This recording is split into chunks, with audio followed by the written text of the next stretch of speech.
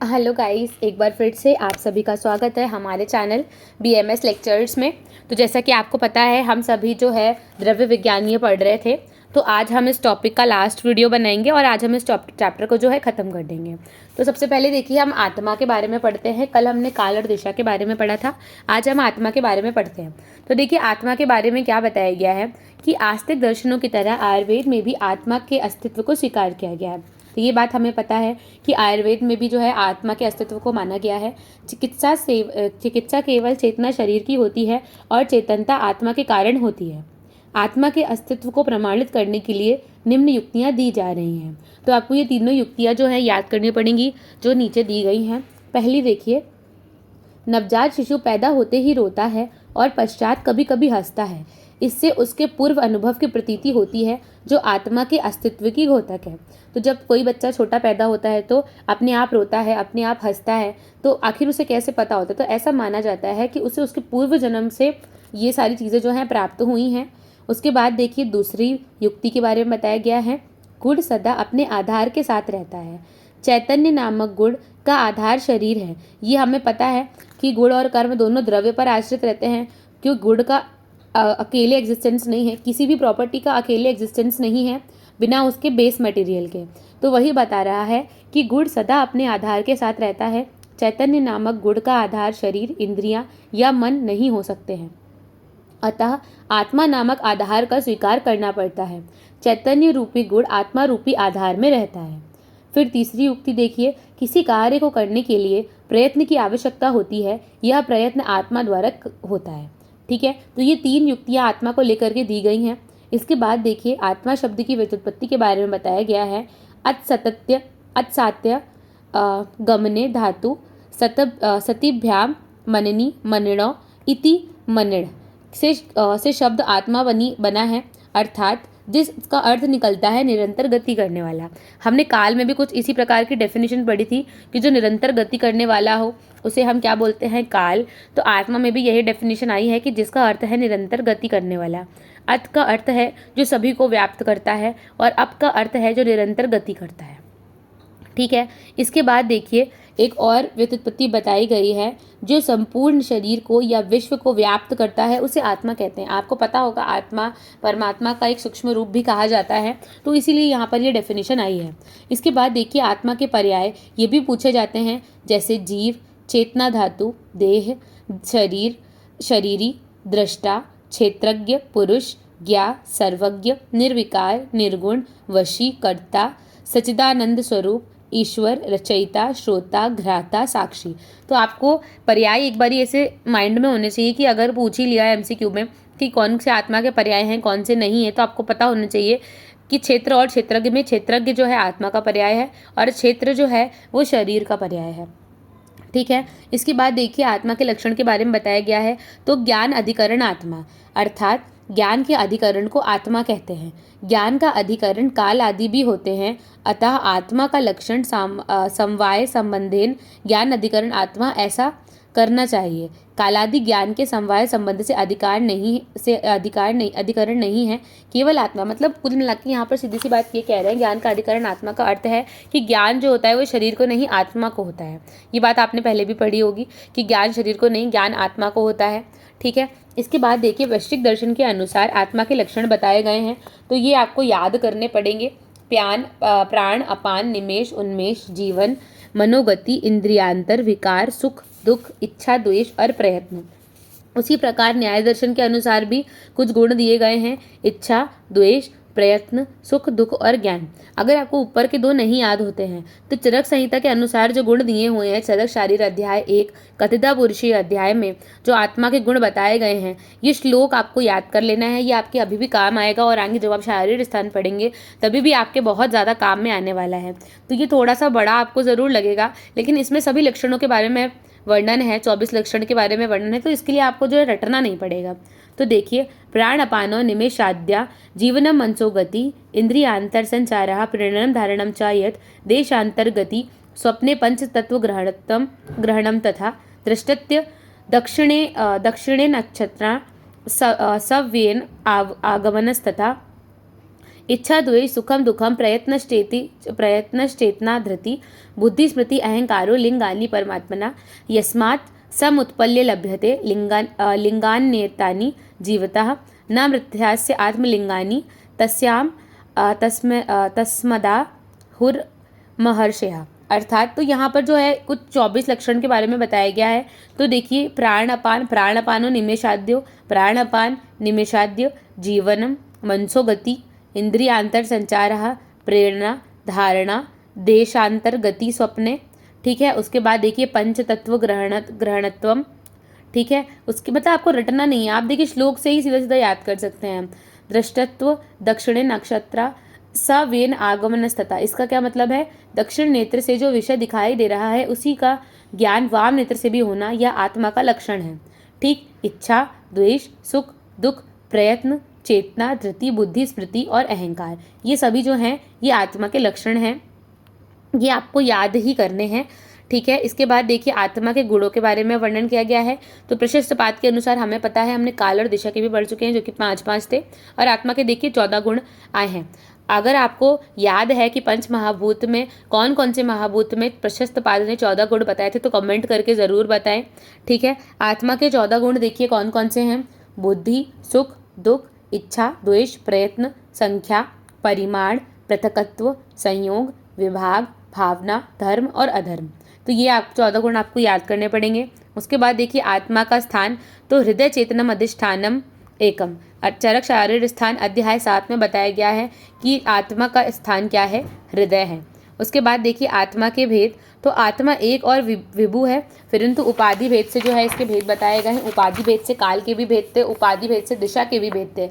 अगर आपको याद है तो कमेंट करके मुझे बताएं कि काल और दिशा के कितने भेद थे। उसके बाद देखिए तो तर्क संग्रह के अनुसार आत्मा के भेद कैसे किए गए हैं। तो नीचे हम चार्ट से समझते हैं कि आत्मा के 2 भेद, परमात्मा और जीवात्मा। परमात्मा अर्थात शरीर असंयुक्त और जीवात्मा अर्थात शरीर संयुक्त। परमात्मा मतलब जिसमें शरीर नहीं है, केवल आत्मा है, और जीवात्मा मतलब जिसमें शरीर युक्त है। इसमें भी 2 चीज़ें आएंगी, आतिवाहिक पुरुष या सूक्ष्म शरीर युक्त आत्मा, अर्थात सिर्फ आत्मा, इसमें शरीर नहीं है। स्थूल चेतन शरीर युक्त आत्मा या कर्म पुरुष। ठीक, अब यहाँ पर हम थोड़े थोड़े गुणों के बारे में बात करेंगे। तो देखिए पर्याय, परमात्मा के पर्याय में क्या क्या आएगा? परम पुरुष, असंयुक्त पुरुष, परम ब्रह्म। तो याद रखिएगा कि ये सारे जो है परमात्मा के पर्याय हैं। उसके बाद देखिए परमात्मा निर्विकार है, मन पंच महाभूत भूत गुण और इंद्रियों से युक्त है, चैतन्य का कारण है, नित्य है, दृष्टा है, क्रियाओं को देखने वाला है, परमात्मा की संख्या 1 है ना, सर्वव्यापक है और सृष्टि करता है।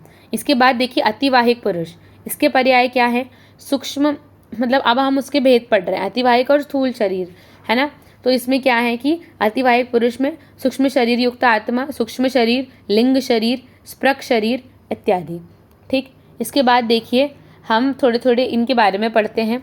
तो सृष्टि के प्रारंभ में प्रकृति के द्वारा प्रत्येक पुरुष के लिए पृथक पृथक सूक्ष्म शरीर उत्पन्न हुआ।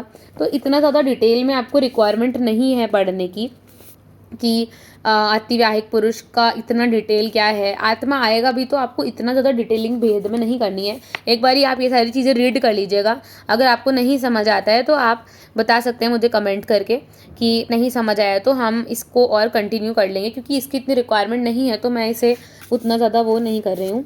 आगे चलिए, तो देखिए स्थूल शरीर युक्त आत्मा के बारे में बताया गया, जिसके पर्याय बताए गए हैं कर्म पुरुष, चिकित्सीय पुरुष, संयोग पुरुष। ठीक है, जिस शरीर को हम देखते हैं जो जीवन मृत्यु के चक्र में फंसा रहता है उसे क्या बोलते हैं? स्थूल शरीर बोलते हैं, या हर क्षण क्षीर्ण होता रहता है। तो ये सब हमें पता है। बेसिक जो इनमें डिफरेंस है वो आपको इस टेबल से समझ आ जाएगा, तो ज़्यादा पढ़ने की ज़रूरत नहीं है। या आप टेबल भी अगर बनाकर आ जाएंगे और इसको थोड़ा थोड़े इसके पॉइंट्स को अगर आप एक्सप्लेन कर देंगे तो भी आपको जो है फुल मार्क्स मिलेंगे। ठीक है, देखिए परमात्मा एक है, जीवात्मा अनेक है। परमात्मा को सर्वज्ञ कहा गया है, जीवात्मा को क्षेत्रज्ञ कहा गया है। परमात्मा स्वतंत्र है, जीवात्मा कर्मों से बंधा हुआ है। परमात्मा शरीर असंयुक्त है, जबकि जीवात्मा कैसी है? शरीर संयुक्त है। परमात्मा कारण पुरुष है और जीवात्मा कर्म पुरुष है। परमात्मा निर्विकार है, जीवात्मा विकार युक्त है, यह कर्म से बंधा हुआ है। तो अगर आप ये 6 पॉइंट याद कर लेते हैं तो आपको पीछे का इतना डिटेल पढ़ने की रिक्वायरमेंट नहीं है। इसके बाद देखिए आत्मना ज्ञानस्य प्रवृत्ति, अर्थात ज्ञान की उत्पत्ति की प्रक्रिया किस प्रकार से हुई है। तो ये इंपॉर्टेंट है, ये पूछा जाता है कि किस प्रकार से ज्ञान की उत्पत्ति हुई है। तो देखिए न्याय दर्शन के अनुसार इन्हें बोला है कि आत्मा का संयोग जब मन से होता है, मन का संयोग जब इंद्रियों से होता है, इंद्रियों का संयोग जब अपने अपने विषयों से होता है, और ज्ञान तब क्या होता है, ज्ञान की उत्पत्ति होती है। मतलब हम ऐसा समझें कि अगर हमारी चक्षु इंद्रिय ने किसी चीज़ को देखा तो पहले तो उसके अधिष्ठान देखेगा, फिर चक्षु इंद्रिय देखेगी, फिर उससे मन को ज्ञान होगा और फिर मन से आत्मा को ज्ञान होगा। तो ये सीक्वेंस आप ज़रूर याद रखिएगा कि आत्मा, मन, इंद्रिय, इंद्रियार्थ और फिर ज्ञान। ठीक, उसके बाद देखिए चरक शारीर स्थान अध्याय 1 की कुछ बात की गई है। आत्मा ज्ञ अर्थात ज्ञानी है। ज्ञान के लिए आत्मा को कारण की आवश्यकता होती है, करण की आवश्यकता होती है, सॉरी। करण का मतलब क्या होता है, कोई मतलब मीडियम उसको चाहिए होता है ना। अकेला वह ज्ञान प्राप्त नहीं कर सकता है, करणों के संयोग से ही आत्मा को जो है ज्ञान प्राप्त होता है। ठीक है, तो ज्ञान प्राप्त करने के लिए करणों का निर्मल होना आवश्यक है। जैसे मलिन दर्पण में देखने से या कलुषित जल में प्रतिबिंब देखने से दिखाई नहीं देता है, उसी तरह मलिन करणों के ज्ञान से, मलिन करणों से जो है ज्ञान नहीं होता है। जैसे अगर आपकी आई में कोई प्रॉब्लम है, अगर आपको मायोपिया है, हाइपरमेट्रोपिया है, आपकी आई साइट किसी वजह से ब्लॉक है, पट्टी बंधी हुई है आँख पे, तो उसको हम मलिन एक तरीके से कह सकते हैं। मलिन दर्पण है वो, तो आपको उससे सही नहीं दिखाई देगा। तो आपको सही देखने के लिए आपके जो ऑर्गन्स हैं वो कैसे होने चाहिए, निर्मल होने चाहिए, स्वच्छ होने चाहिए। उसके बाद मन, ज्ञानेंद्रियां और कर्म इंद्रियों को करण कहते हैं, है ना। उनको क्या बोलते हैं, साधन बोलते हैं। इस संयोग से ही ज्ञान, कर्म तथा कर्मफल प्राप्त होते हैं। इसके बाद देखिए हम पुरुष के बारे में बात करेंगे। तो पुरुष, यह शब्द आत्मा के लिए आया है। ये आपने फिजियोलॉजी में भी पढ़ा होगा, क्रिया शरीर में भी पुरुष के बारे में। आयुर्वेद में अनेक पुरुषों का वर्णन है, जैसे एक धातात्मक पुरुष, अतिवाहिक पुरुष, षड धातात्मक पुरुष, चतुर्विंशति तत्वात्मक पुरुष। पुरुषत्व की निरुक्ति, तो पूरी शरीरे शेते इति पुरुषा, जो आत्मा शरीर में सोता है उसे क्या बोलते हैं, पुरुष कहते हैं। आत्मा शरीर में सोता है उसे पुरुष कहते हैं। पुर का अर्थ है शरीर। तो बेसिकली ये आप निरुक्ति याद करिएगा, पूरी शरीरे शेते इति पुरुषः। ठीक है, जरा शारीरिक स्थान अध्याय 1 की ये डेफिनेशन है, 16वां श्लोक। तो उसके बाद देखिए पुरुष के भेद के बारे में वर्णन करा गया है कि एक धात्वात्मक पुरुष होता है, षड धात्वात्मक पुरुष होता है, चतुर्विंशति तत्वात्मक पुरुष होता है। तो सबसे पहले देखिए एक धात्वात्मक पुरुष क्या होता है। तो केवल चेतना को पुरुष कहा जाता है, केवल हम चेतना को मानते हैं उसमें, तो उसको एक धात्वात्मक पुरुष कहते हैं। यही एक धात्वात्मक पुरुष है। उसके बाद देखिए षड धात्वात्मक पुरुष, तो ख और आदि पंच महाभूत, और जब आत्मा उससे मिल जाती है तो इन सबको मिलाकर के हम क्या बोलते हैं, षड धात्वात्मक पुरुष। इसको हम क्या बोलते हैं, कर्म पुरुष और चिकित्सा पुरुष। ये बहुत ज़्यादा इंपॉर्टेंट है, आपसे क्वेश्चन बार बार आएगा, घुमा कर आएगा कि कर्म पुरुष क्या होता है। कर्म पुरुष के बारे में लिखिए, चिकित्सा पुरुष के बारे में लिखिए, तो आपको पता होना चाहिए कि कर्म पुरुष क्या है। षड धात्वात्मक पुरुष को ही हम कर्म पुरुष बोलते हैं और चिकित्सा पुरुष को भी हम कर्म पुरुष ही बोलते हैं। ठीक, उसके बाद चतुर्विंशतात्मक पुरुष क्या होता है, तो मन, 10 इंद्रियां, 5 अर्थ और अष्ट प्रकृति के संयोग से उत्पन्न पुरुष को चतुर्विंशति पुरुष कहते हैं। अगर आपको पता है अष्ट प्रकृति में क्या क्या आता है तो कमेंट करके मुझे ज़रूर बताएं कि अष्ट प्रकृति में क्या क्या आता है। उसके बाद नीचे देखिए इसके पर्याय क्या बताए गए हैं, राशि पुरुष और संयोग पुरुष। तो ये आप ध्यान रखिएगा कि पुरुष के बारे में क्या क्या बताया गया है। इसके बाद आगे देखिए, हम आगे पढ़ते हैं मन। ठीक है, ये बहुत ज़्यादा इंपॉर्टेंट टॉपिक है। मन बहुत ज़्यादा पूछा जाता है। अभी आपको आगे की ईयर्स में भी जो शारीरिक स्थान पढ़ेंगे वहाँ भी आपको पूरा मन का वर्णन मिलेगा। ठीक है, तो देखिए इसकी व्युत्पत्ति क्या है, इवन अष्टांग में भी मिलेगा। ठीक है, मन ज्ञाने बोधवे वा धातु से सर्व धातु भयो असुन द्वारा असुन प्रत्यय लगाकर मनस या मन शब्द बना हुआ है। इसकी निरुक्ति देखिए, मनस्य अवबुध्यते अनेनिति मना, अर्थात जिसके द्वारा कुछ जाना जाता है उसे हम क्या बोलते हैं, मन बोलते हैं। मन्यते ज्ञायते अनेनिति मना। ठीक है, जो ज्ञान तक ले जाता है या जिसके द्वारा ज्ञान प्राप्त होता है उसे हम क्या बोलते हैं, मन बोलते हैं। इसके बाद मन के स्थान के बारे में आएगा। तो मन के स्थान क्या क्या कहे गए हैं देखिए। सबसे पहले मन के पर्याय कहे गए, तो मन के पर्याय भी पूछे जाते हैं। चित्त, चेत, हृदय, स्वांत, हृत और मानस, ये मन के पर्याय बताए गए हैं। मन को सत्व और अति इंद्रिय भी कहा गया है। इसका रेफरेंस हम आगे देखेंगे।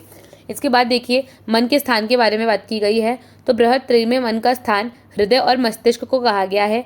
बेहल संहिता में शिर और तालु के मध्य में मन का स्थान बताया गया। तो मेनली आपको जो है मन का स्थान क्या याद रखना है, हृदय याद रखना है। उसके बाद देखिए मन की उत्पत्ति के बारे में बताया गया है। तो ये हम पहले से पढ़ चुके हैं, उसी को इन्होंने टैबुलर फॉर्म में एक्सप्लेन किया हुआ है कि सांख्य दर्शन ने मन की उत्पत्ति कैसे मानी थी, सात्विक अहंकार और राजसिक अहंकार की सहायता से मानी थी। वैशेषिक दर्शन ने मन को परिमाण रूप होने से मन की उत्पत्ति और विनाश नहीं माना है। ठीक है। आयुर्वेद के अनुसार चरक ने मन को क्या माना है, नित्य माना है। आत्मा मन और चार सूक्ष्म बहुतों के साथ एक शरीर से दूसरे शरीर में प्रवेश करता है। इसका रेफरेंस आप चरक में पढ़ेंगे कि जो मन होता है उसी के थ्रू जो आत्मा होती है वो एक शरीर से दूसरे शरीर में ट्रैवल करती है। ठीक है। उसके बाद देखिए मन के लक्षण के बारे में बताया गया है। तो जो इंद्रिय सुख दुख आदि को प्राप्ति का साधन है, जो सुख दुख आदि का साधन की प्राप्ति का साधन है, उसे हम क्या बोलते हैं, मन बोलते हैं। मन प्रत्येक आत्मा में नित्य होने से अनंत परिमाण युक्त और नित्य है। इसके बाद देखिए मन वैशेषिक दर्शन के अनुसार आत्म इंद्रिय सन्निकर्षे ज्ञान से अभाव एवश्च मनसो लिंगम। इसकी जगह आप चरक का भी श्लोक याद कर सकते हैं जो कि आगे पढ़ने को मिलेगा। लक्षण मनसो ज्ञान से अभाव भाव एक च सति हृत्य इंद्रियार्थानाम सन्निकर्षेन न वर्तते। ठीक है। तो देखिए इनने क्या बताया है बेसिकली मन के बारे में। तो आत्मा इंद्रिय और अर्थ का सन्निकर्ष होते हुए ज्ञान का होना या ना होना मन का लक्षण है। जैसे मान लीजिए हम क्लास में बैठे हैं, हम देख रहे हैं, हमारा दिमाग हमारे कान सुन रहे हैं, हम सोच रहे हैं, पर हमारा मन नहीं लग रहा है। अगर कहते हैं ना हमारा मन नहीं लग रहा, अगर सारी इंद्रियां भी अपने विषयों को ग्रहण कर रही हैं उसके बाद भी अगर हमारा मन नहीं लग रहा है तो हमें विषयों को ग्रहण नहीं होगा। तो वही बता रहा है कि सब कुछ होते हुए भी अगर मन का सन्निकर्ष नहीं है तो ज्ञान नहीं होगा। इस सभी इंद्रियों से ज्ञान एक साथ नहीं होता है, ऐसा अनुभव सिद्ध है। मतलब इनका कहना है कि ऐसा नहीं होता है कि एक ही मोमेंट पे हम देख भी रहे हैं, सुन भी रहे हैं, बस उसमें नैनो सेकेंड्स का गैप होता है, आपको पता नहीं चलता है। देखिए उसके बाद इन्होंने कुछ एग्जाम्पल कोट किए हैं। ऐसा हमें प्रतीति होती है कि सभी इंद्रियों से ज्ञान एक साथ होता है। जैसे बिस्किट खाते वक्त उसका रस, स्पर्श, रूप आदि का ज्ञान एक साथ हो रहा है ऐसा प्रतीत होता है, परंतु वास्तव में ये सारे ज्ञान अलग अलग समय पर होते हैं। ठीक है। उसके बाद देखिए नीचे न्याय दर्शन के अनुसार क्या बताया गया है कि सभी इंद्रियों में से ज्ञान एक साथ एक समय ना होना मन का लक्षण है। सभी ने यही बात कही है। चरक संहिता में भी यही बात कही गई है। मन का लक्षण क्या है, ज्ञान का होना या फिर ज्ञान का नहीं होना। आत्मा इंद्रिय और अर्थों का संयोग होने पर भी यदि मन का संयोग ना हो तो ज्ञान नहीं होता है, मन का संयोग होने पर ही ज्ञान होता है। ठीक है। तो वही वाली बात है कि अगर सब कुछ है पर अगर आपका मन नहीं है तो आपको ज्ञान की प्राप्ति नहीं होगी। उसके बाद देखिए मन के गुण के बारे में बात की गई है। तो चरक संहिता के अनुसार आडुत्वमथम च एकत्वम द्वा गुणो मनसा स्मृतो। चरक शारीर स्थान अध्याय 1 का 19वां श्लोक है कि मन के दो गुण होते हैं, अणुत्वम और एकत्वम। अणुत्वम का क्या मतलब है, मन का परमाणु अणु है। आत्मा, मन, इंद्रिय और इंद्रियार्थ के संयोग से ज्ञान होता है। सभी इंद्रिय अपने अपने विषयों से एक ही समय संयुक्त हो सकती है, परंतु इंद्रियों से ज्ञान एक ही समय पर नहीं होता है। मतलब वो ये बता रहे हैं कि मन जो है वो अणुत्व है, मतलब एक साथ सभी से कनेक्ट नहीं हो सकता है, उसके पास एक ही स्विच है, वो एक ही से एक बार में कनेक्ट हो सकता है। ऐसा नहीं है कि 5 इंद्रिय हैं तो मन 5 जगह से एक साथ कनेक्ट हो जाएगा, नहीं।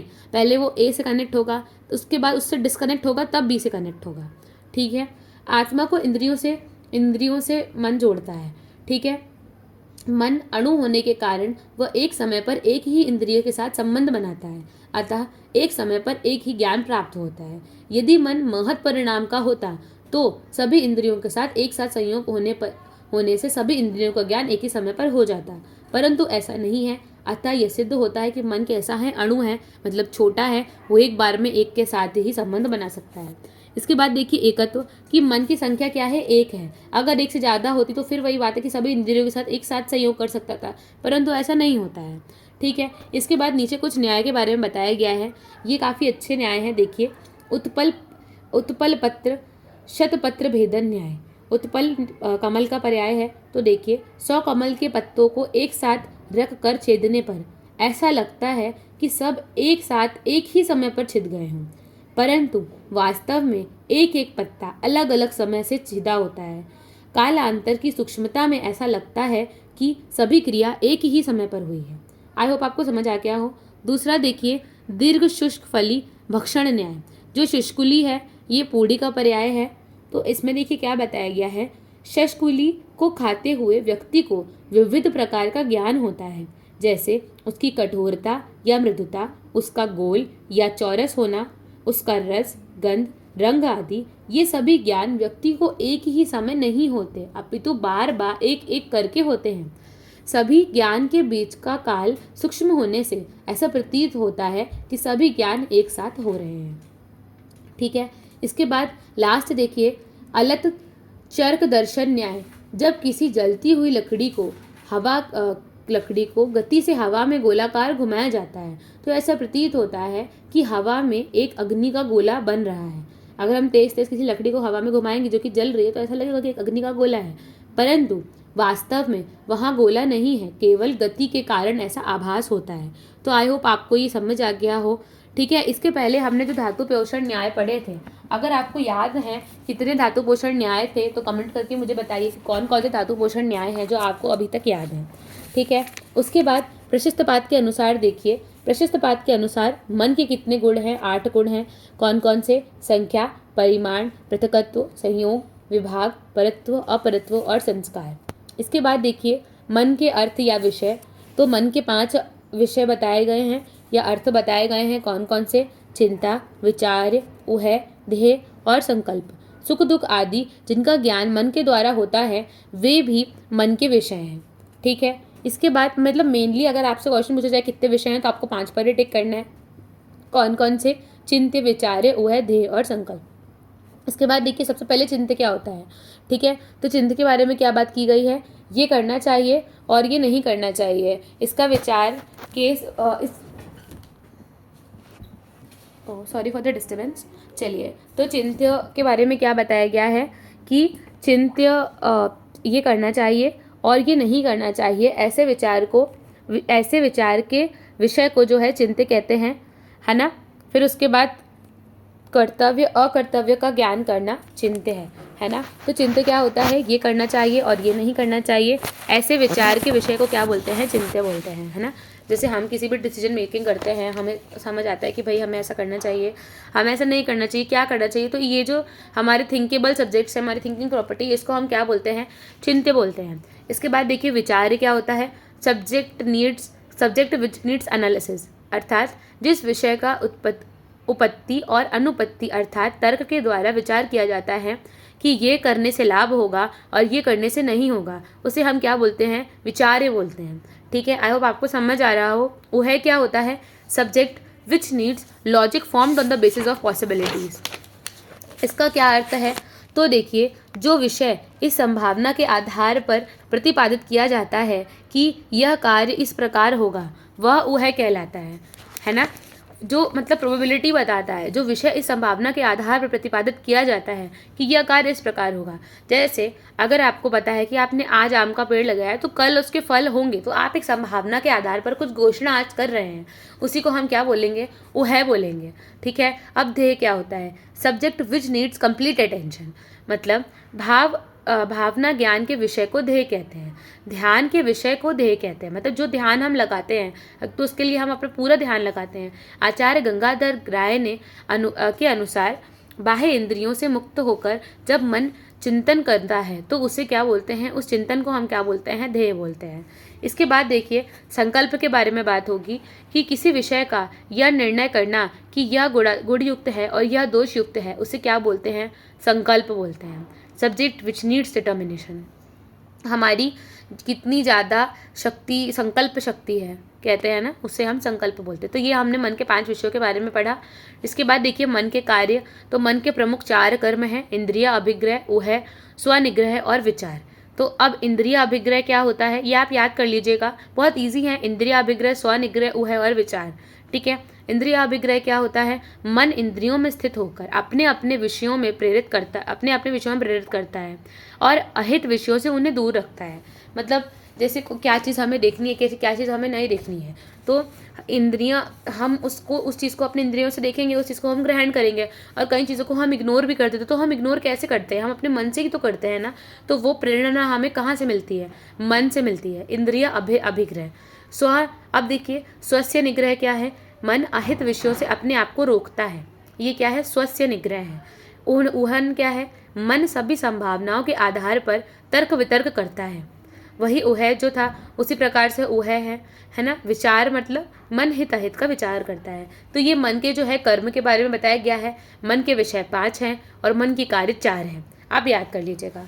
इसके बाद देखिए मन का उभयकात्मकत्व।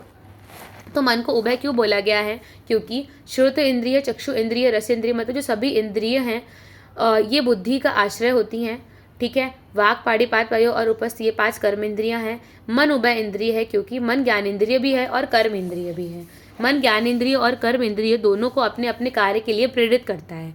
जब ज्ञान इंद्रियों से युक्त होता है तब शब्दादि का ज्ञान होता है, और जब मन कर्म इंद्रियों से युक्त होता है तब कर्म इंद्रियों के कार्य होते हैं। हर चीज़ में मन इंपॉर्टेंट है, बिना मन के कुछ भी नहीं होगा। ना हमारा हाथ इधर से उधर उठकर अपने आप से करेगा, ना कुछ भी होगा। तो इसीलिए मन को जो है उभय इंद्रियात्मक बोला गया है, क्योंकि वो ज्ञान इंद्रिय और कर्म इंद्रिय दोनों से जो है एक साथ डील करता है, इसलिए उसे उभय इंद्रिय कहा गया है। इसके बाद देखिए मन का पंचभौतिकत्व के बारे में बात आएगी कि मन को दर्शनों द्वारा अहंकारिक माना गया। ये हम पहले ही पढ़ के आ चुके हैं कि उसकी उत्पत्ति अहंकार से मानी है। तो मन अहंकार से उत्पन्न हुआ है ऐसा माना गया है। लेकिन चरक ने मन की उत्पत्ति कैसे मानी है, पांच भौतिक मानी है। ये वेरी वेरी IMP क्वेश्चन है, बार बार पूछते हैं कि चरक ने मन की उत्पत्ति कैसी मानी है, तो पांच भौतिक मानी है। और दर्शनों ने मन की उत्पत्ति कैसी मानी है, तो अहंकारिक मानी है। ठीक है, उसके बाद नीचे इनने बताया है कि चरक ने षष्ठी उत्पत्ति क्रम में किस प्रकार से जो है मन को पांचों भौतिक माना है। तो ये हम पहले ही पढ़ के आ चुके हैं दर्शन में, तो अब हम इसे दोबारा नहीं पढ़ रहे हैं। इसके बाद देखिए सर्वम द्रव्यम पंच भौतिकम अस्मिनार्थे। जब आप DG पढ़ेंगे तो सबसे पहला जो श्लोक आप पढ़ेंगे वो यही पढ़ेंगे कि सभी द्रव्य जो होते हैं पंच भौतिक होते हैं। तो देखिए मैं आपको ईजी में बता देती हूँ कि यहाँ पर ये क्या कहने की कोशिश कर रहे हैं कि इनने इसका अप्लाइड एस्पेक्ट में ये चीज़ बताई है कि देखिए जो भी द्रव्य हम मेडिकेशन में यूज़ करते हैं वो पंच भौतिक है। और क्योंकि हमारा शरीर भी कैसा है, पंच भौतिक है, इसीलिए वो ड्रग्स जो होते हैं वो शरीर में जाकर के उसके पंच भौतिकता को बैलेंस करते हैं, इसीलिए वो शरीर में इफेक्टिव होते हैं। इसी प्रकार मन भी पंच भौतिक है।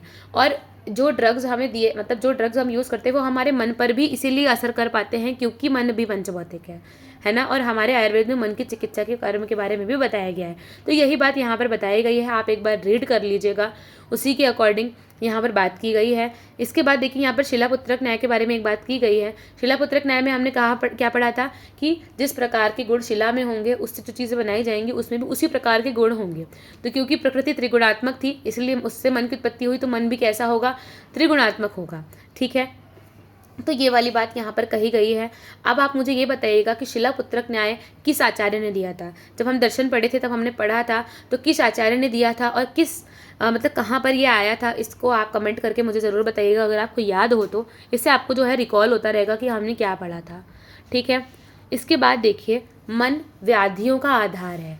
तो यह आपने चरक सूत्र स्थान अध्याय 1 का 55वां श्लोक में आपने ज़रूर पढ़ा होगा कि व्याधि के 2 आश्रय बताए गए हैं, शरीर और मन। शरीर का अर्थ है अधिष्ठान।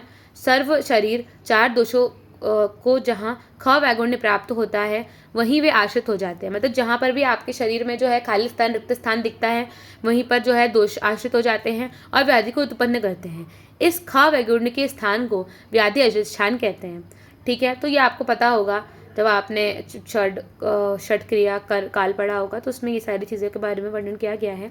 उसके बाद देखिए दोष भी 2 प्रकार के कहे गए हैं, शारीरिक दोष और मानसिक दोष। तो चरक संहिता में भी कहा गया है कि शारीरिक व्याधि कालांतर में मन को भी दूषित कर देती है और वो जो मानसिक व्याधि होती है वो कालांतर में शरीर को भी दूषित कर देती है। तो ये बात कही गई है चरक संहिता में। अगर आपने अच्छे से पढ़ा होगा तो आपको पता होगा, और नहीं पता है तो आप यहाँ पर पढ़ लीजिए। ठीक है, शरीर की तरह मन को भी व्याधियों का आधार माना गया है।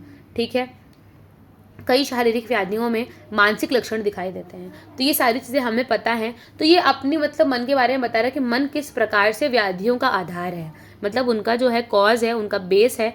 ठीक है, इसके बाद देखिए मन का अति इंद्रियत्व, मतलब वही उभय इंद्रिय, मतलब अति इंद्रिय मन कैसे है है ना। तो अति इंद्रिय के दो अर्थ हैं, इंद्रियों से अलग होना और अप्रत्यक्ष और अगोचर होना। मन को अपन किसी भी इंद्रियों में नहीं ले सकते, ना ही वो ज्ञान इंद्रिय है, ना ही वो कर्म इंद्रिय, सभी इंद्रियों से अलग है और अप्रत्यक्ष और अगोचर है, आप उसे देख नहीं सकते हैं। It is imperceptible. ज्ञान इंद्रिय और कर्म इंद्रिय अपना अपना कार्य मन की सहायता से करती हैं। मन का कार्य उन्हें प्रेरणा देता है। मन अन्य इंद्रियों से अलग होता है। मन को किसी इंद्रिय से नहीं जाना जाता। सुख दुख जैसे आंतरिक भावों को मन के द्वारा ही जाना जाता है, इसलिए मन को अति इंद्रिय कहते हैं। ठीक है, इसके बाद देखिए मन का चिकित्सकीय महत्व के बारे में क्या बात की गई है कि आयुर्वेद में स्वस्थ पुरुषों के लक्षणों के लिए कहा गया है सम दोषः सम अग्निश्चः सम धातु मल क्रिया प्रसन्न आत्म इंद्रिय मन स्वस्थस्थ इत्यभिधीयते। आपने ये श्लोक पढ़ा होगा उसी के बारे में। तो वही बताया गया है कि उन्होंने स्वस्थ की डेफिनेशन में मन को भी लिया है। इवन WHO ने भी अपनी ऑफिशियल डेफिनेशन में मन को जो है काउंट किया है। अगर आप सभी को जो अपडेटेड WHO की डेफिनेशन है अगर वो पता हो तो उससे मुझे कमेंट करके ज़रूर बताइएगा, और अगर आपको नहीं पता है तो ये इसके बारे में भी मुझे बताइएगा, तो मैं आपको प्रोवाइड कर दूंगी WHO की जो ऑफिशियल डेफिनेशन प्रेजेंट टाइम पर है। ठीक है, उसके बाद देखिए आहार का सेवन करते समय भी मन लगातार भोजन करने के लिए मन लगाकर भोजन करने के लिए कहा गया है। ठीक है, उसके बाद देखिए पंच महाभूत और त्रिगुण की क्रमशः देह प्रकृति और मानस प्रकृति में भूमिका। तो देखिए यहाँ पर क्या बात करी गई है, आपने एक श्लोक पढ़ा होगा शुक्र शोणितम जीव संयोगे शिव शोणितम जीव संयोगे धारी जीवितम नित्य अनुबंधन पर्यायो आयुरुच्यते। ये आपने रचना शरीर में पढ़ा होगा। सबसे पहले सबसे इजी श्लोक यही है जो अपन याद करते हैं रचना शरीर में। तो इसमें यहाँ पर देखिए क्या बताया गया है, प्रकृति की व्याख्या करते समय ने क्या बताया है कि शुक्र और शोणित के संयोग से जिस प्रकार के समय जिस दोष की प्रबलता रहती है उसी के अनुसार प्रकृति का निर्माण होता है। ठीक है, अर्थात प्रकृति निर्माण में वात पित्त एवं कफ का योगदान है। इन्हें दोषज प्रकृति कहा जाता है। मानस प्रकृति मानसिक गुणों के आधार पर निर्धारित की जाती है। ठीक है, तो देह प्रकृति 7 होती हैं, वात पित्त श्लेष्म वात पित्तल वात कफज पित्त कफज और सन्निपातज। तो ये आप सभी को पता है। इसके बाद आगे एक हम चार्ट देखेंगे कि किस प्रकार से जो है मतलब इनको जोड़ा गया है, पंच महाभूतों को जो है जोड़ा गया है अपने इससे। तो देखिए किस प्रकार से जोड़ा गया है। सबसे पहले तो वात में वात जो है वो वायु, उसमें वात जो है वो वायु और रज प्रधान है। आकाश जो है वो सत्व प्रधान है। पित्त अग्नि प्रधान है और अग्नि सत्व, अग्नि में क्या है सत्व और रज है। कफ जो है उसमें जल और पृथ्वी है। जल में सत्व और तम है, पृथ्वी में भी केवल तम है। तो ये आपको याद रखना है कि त्रिदोषों का किस प्रकार से जो है मतलब पंच महाभूतों का त्रिदोषों के साथ किस प्रकार से उसका लेना देना है। त्रिदोषों से नहीं, सॉरी, ये सत्व रज और तम से किस प्रकार से लेना देना है, तो वो आपको जो है यहाँ पर बताया गया है। इसके बाद देखिए तम का दशम द्रव्य के रूप में वर्णन किस प्रकार आता है। तो देखिए उसका परिचय बताया गया है कि अंधकार को तम कहते हैं। आकाश, वायु, अग्नि, जल, पृथ्वी, काल, दिशा, आत्मा और मन, ये 9 कारण द्रव्य होते हैं। कुछ आचार्य तम को 10 द्रव्य के रूप में देखते हैं। ठीक है, तो 9 कारण द्रव्य माने गए हैं। इनने तम को भी ऐसा बोला गया है कि तम को भी हम एक और द्रव्य मान सकते हैं। तो इसके बारे में कुछ टिप्पणियां हैं कि क्यों हम मान सकते हैं और क्यों हम नहीं मान सकते हैं। ठीक है, तो तम का दर्शन द्रव्य के रूप में वर्णन हेतु क्या है, तो द्रव्य की परिभाषा में कहा गया है कि जिसमें गुण और कर्म समवायी संबंध से रहते हों और जो कार्य समवायी कारण हो। तो ये हमने पढ़ा था यत्र आश्रिता कर्म गुणा समवायी यत तत् द्रव्यम। तो वही बताया गया है कि उसको द्रव्य मानना चाहिए। तो तम में भी गुण और कर्म दोनों आश्रित हैं। नील उसका गुण है और चलन जो है वो उसका कर्म है। अर्थात तम को कुछ आचार्य जो है द्रव्य मानते हैं। तम का अंतर्भाव अन्य 9 कारण द्रव्यों में नहीं किया जा सकता है, ऐसा कुछ लोगों का मानना है। ठीक है, मतलब उनका अंतर्भाव जो है किसी और चीज़ में हम नहीं कर सकते। मतलब खाद्य ने आत्मा मना कालो दिशा संग्रह में हम तम को किसी के भी अंतर्गत नहीं मान सकते हैं। इसलिए भी हमको तम को एक अलग से द्रव्य मानने की ज़रूरत है। अब इसका खंडन किस प्रकार से हुआ है वो देखिए कि न्याय वैशेषिक दर्शन ये मानते हैं कि प्रकाश या तेज का अभाव ही क्या है, तम है। उसका कोई स्वतंत्र अस्तित्व नहीं है। सूरज अगर नहीं निकला आज तो अंधेरा है, तो ये उसका कोई खुद से एग्जिस्टेंस नहीं है। किसी भी द्रव्य के रूप को चक्षु इंद्रिय से में स्थित तेज से देखा जाता है, परंतु तम के रूप का ज्ञान तेज के बिना होता है। तेज की उपस्थिति में रहने पर तम का ज्ञान नहीं होता है। अंधकार फैलता है, यह केवल एक भ्रम है। वस्तुतः यह गति प्रकाश की होती है, जैसे जैसे प्रकाश आगे जाता है उसके पश्चात वहाँ अंधेरा चला आता है, ऐसा भ्रम होता है। तो इनने अपने तथ्य को सिद्ध कर दिया है कि किस प्रकार से जो है तम को खंडन कर दिया कि भाई हम उससे नहीं मानेंगे। फिर इसके बाद देखिए द्रव्य का आयुर्वेद में व्यवहारिक महत्व क्या है। ठीक है, तो हमने पूरा चैप्टर पढ़ा। तो संसार में सभी द्रव्यों को औषध कहा गया है। द्रव्यों का व्यवहारिक चिकित्सकीय महत्व संबंधित कारण द्रव्यों के वर्णन के उपरांत किया गया। तो यही इन्होंने बताया कि भाई पीछे हम ऑलरेडी करके आ चुके हैं वर्णन। तो आज हमारा द्रव्य विज्ञानी चैप्टर खत्म होता है। अब हम कल आगे जो है इसके आगे नेक्स्ट किसी चैप्टर के बारे में वर्णन करेंगे। तो अगर आपको हमारे वीडियो पसंद आ रहे हों तो please like share and subscribe my video और बेल आइकन को प्रेस करना ना भूलें फॉर लेटेस्ट अपडेट्स। और कमेंट करके प्लीज़ ज़रूर बताएं कि आपको कैसा लग रहा है, वीडियो कैसे लग रहे हैं, आपको और किस लेक्चर के बारे में वीडियो चाहिए है, तो हम उस पर काम करने की पूरी कोशिश करेंगे। तो अब हम मिलते हैं नेक्स्ट वीडियो में। Thank you so much.